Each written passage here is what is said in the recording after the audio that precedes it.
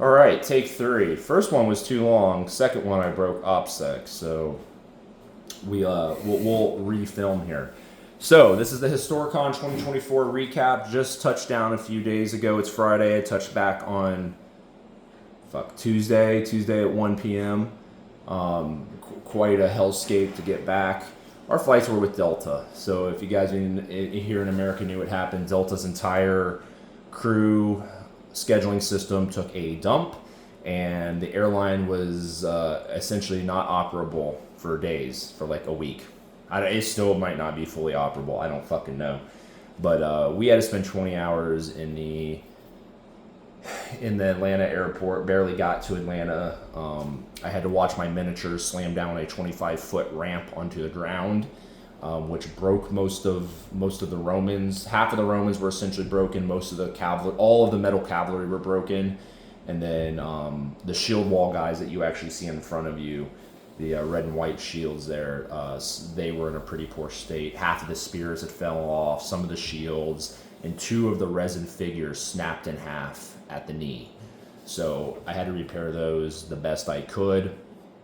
But everything's repainted and repaired now. The metal riders on the horses, they all fell off and scratched the shit out of the horses. Arms fell off, spears fell off, shields fell off. On the plastic cavalry, like half of the lances snapped in half. I was able to jankily repair them with extra thin Tamiya sprue glue type shit. But then I couldn't find one half of one of the lances is like MIA, can't find it, so it's still just kind of like not there. So I might cut the hand off and replace, or I might not give a fuck. I don't know, to be honest, but I just spent like 2 days repairing all of these miniatures. And then furthermore, and then like the metal riders just bounced around and chipped and scratched the metal horses and vice versa. So there was a lot of repair work to be done. Luckily, I still got to carry on the lower 1/3 of my case because they unzip from each other, and that had all the barbarians in it, and that was my quote unquote personal item I threw under the seat, and that was fine because those were fine. I had like 3 spears fall off that 200 man grouping there. So nothing big there. So the barbarians were fine. I probably would have actually preferred it to be the other way around, but whatever. But everything's repaired now, so that's good. As far as the show goes, so we had a great time. We put on 3 games over Saturday and Sunday, 2 on Saturday, 1 on Sunday. We showed up there Friday night to start setting stuff up. And we showed up there and we didn't have a table. They gave us a fake table. So they gave us a map with the tables, and our table's like 64, like CW64, and there was no CW64 on the map. And we're like, oh, what the fuck? And so we had to get with the event coordinator and see where the hell our table was. And he was like, oh shit, I have to deconflict you guys with another team. So what happened is Triarius emailed them and was like, hey, we're putting on a game.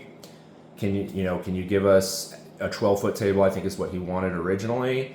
And they gave us a 10-foot table. They scheduled us, and they didn't give us this is my theory. They thought we were blowing smoke up their ass. So when we got there, we didn't have an assigned table because they didn't think we were going to bring a game, or we were going to bring a game that we said we were going to bring, i.e. 1,600 to 2,000 28mm miniatures. And so we got there, and they had to scramble to get us a table. And once he saw the game and saw that we actually brought what we brought, he was like, oh, fuck. Because we had the largest 28mm game there, right? Not in Historicon history. That actually goes to a game that the event coordinator put on, I guess, 2 or 3 years ago.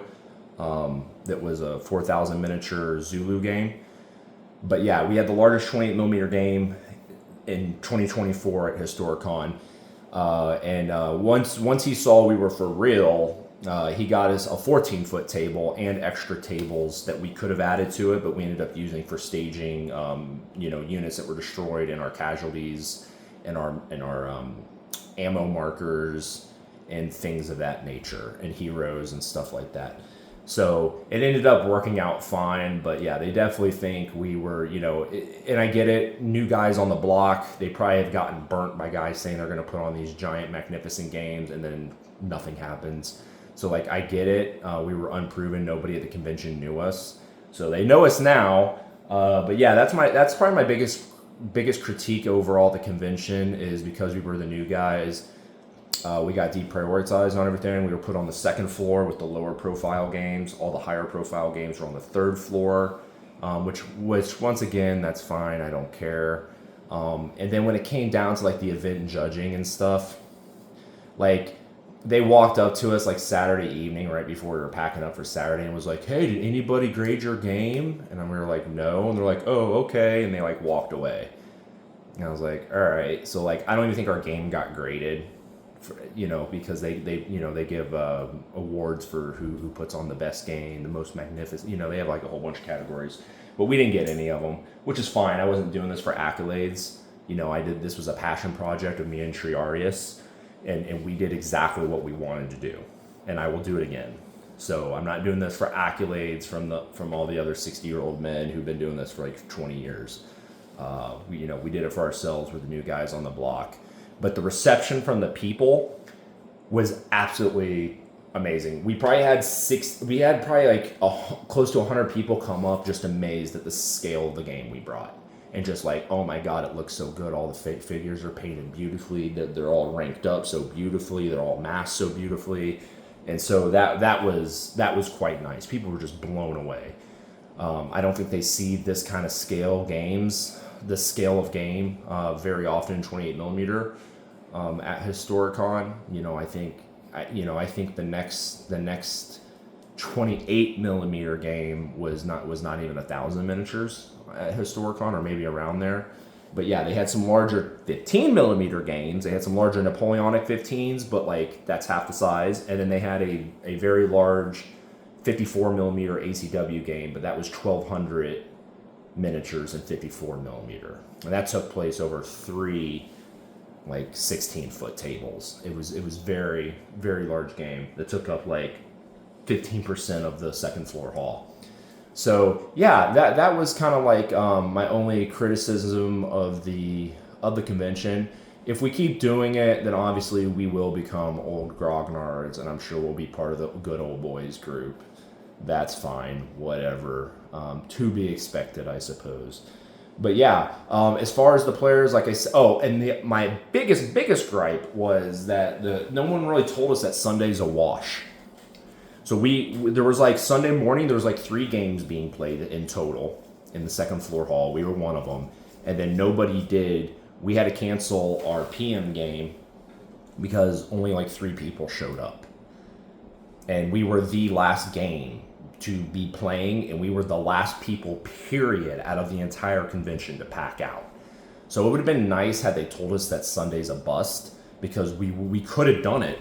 We could have done our games Friday, Saturday, and just bounced Sunday, as opposed to, not doing that. So lessons learned from that. If you guys ever go to Historicon, Sunday's a wash, guys. Like, the big convention happens Friday, Saturday, at least from this year. I don't know if it was different in the past, never been. But this year, like nothing was going on Sunday. So, lessons learned there. Other than that, the games actually ran really smooth. I can tell you right now, for a 2,000 miniature game, 3 GMs is the minimum. 4 would have been optimal. So how it worked is Triarius had to manage the cavalry fight because it was so complicated. And I mean, we had over 200 cavalry on the field, just in cavalry. So probably 15% of the force was cavalry. And so he had to manage that because that has the most complicated rules with everything, because we had all varieties of cav, from cataphracts to light to archers to medium cav, you name it, to cavalry integrated with light troops attached to them. So if you name it, there was a type of cavalry there. So he did that, and then me and Drake managed the middles and other end of the table. Had we had another guy to manage the other flank, and then me and Drake could have just focused on the centers, because all the reserve divisions, we had a front line and a reserve line, and that was all in the middle. it probably would have ran even a little bit more smooth. But it was very doable with 3 GMs. We had our first game. We had a couple experienced players, not super experienced, but a couple that had played it before. So that was okay. The second game, we had like 3 or 4 super experienced players. And that was probably the best game we had because we did not need to adjudicate and teach as much. You know, both of the cavalry players were like super experienced. So like Triarius could just like watch them. And if like an odd adjudication came up with like, oh, can I execute this? Or, you know, he would do it, but it wasn't anything crazy like the other games. Nobody knew the rules on the third game. Now, as far as the people who played, I give that a 9.5 out of 10. People were very enthusiastic, and we had a wide range of everybody. We had 2 husband and wife teams on the first game. The second game, we had some younger gentlemen between the ages of 16 and 20. Of course, you know, the 50 to 65-year-old man crowd was ever present. And then, yeah, we had our last game. We had, you know, a 65-year-old gentleman with like his 30, you know, with a son my age, early to mid 30s, playing. And it was just a large group of everything. And, you know, the third game, like most people were really, really, really enjoying themselves, which is good. There was only one grumpy old man who did not enjoy himself and tried to tell Drake that the 16-year-old kid or 18-year-old kid opposite of him was cheating and like removed a wound marker off of a unit or something, and Drake had to adjudicate it. It's fine. It was whatever, but he was the only like Debbie Downer of the whole 3 games. We had everybody else was super enthusiastic, especially on the last game. You know, we had a gentleman that I was kind of looking after who had just gotten into the hobby. He was literally painting 15 mil Napoleonics, and he didn't have a lot of gaming experience, but he was soaking that shit up like a sponge. He was all about it. He was really happy to be there and playing games. And that was generally the old vibe. You know, I mentioned some of the younger gentlemen. We had some father and son teams too on the second game that I mentioned, where we had some really experienced players. The dad, who played a lot of To the Strongest, was one of the cavalry players, and then his son was in one of the center infantry divisions. And the kid was having a freaking amazing time, man. And the dad was having a great time too. And that was kind of overall theme. You know, we just had a lot of people that had a lot of good time, and that's what I was hoping for. I'm really happy with how we organized the project, and I'm glad we went the extra mile. I felt like the game was very, very, very immersive. People thought the coins were absolutely brilliant, so I'm glad I spent the $50-$60 on having a freaking 150 coins there, or 100 coins, whatever it was. Ended up needing like 30 each side, roughly. But yeah, so we had the coins for each side that were unique and semi-historically accurate. The German ones were actually early Saxon coins, but close enough. The casualties for the disorder markers, we had more than enough. All of us painted casualty figures. I showed them off in my video, but those were just so beautiful. The game wasn't cluttered with dice and chits. We didn't use like little chits for the heroes. We all painted individual hero figures for our units. So all the heroes, like when you use them, it's an individual miniature. We plugged them off. Everything was really immersive. Same thing with the ammunition counters. We had little arrow counters and javelin counters for, arrows and javelins. And I don't know. The game was really immersive. It's exactly what I envisioned the game being.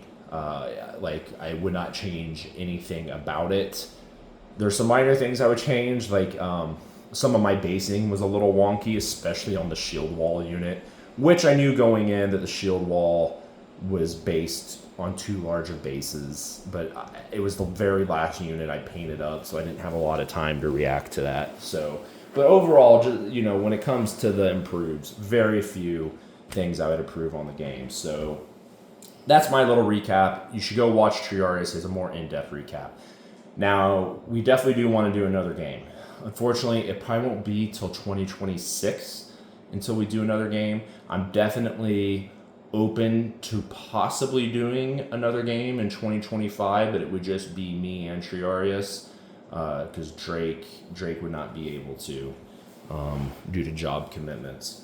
So I would be open to a 2025 game. If we did a 2025 game, it would have to be an existing collection, and it would have to be a smaller game.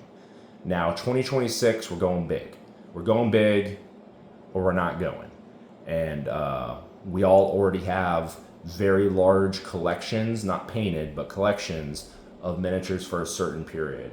Triarius in his video insinuated the Mediterranean basin. It is. I'll go one step further. It is the Mediterranean basin, and it is of a little known era and period that is very multicultural.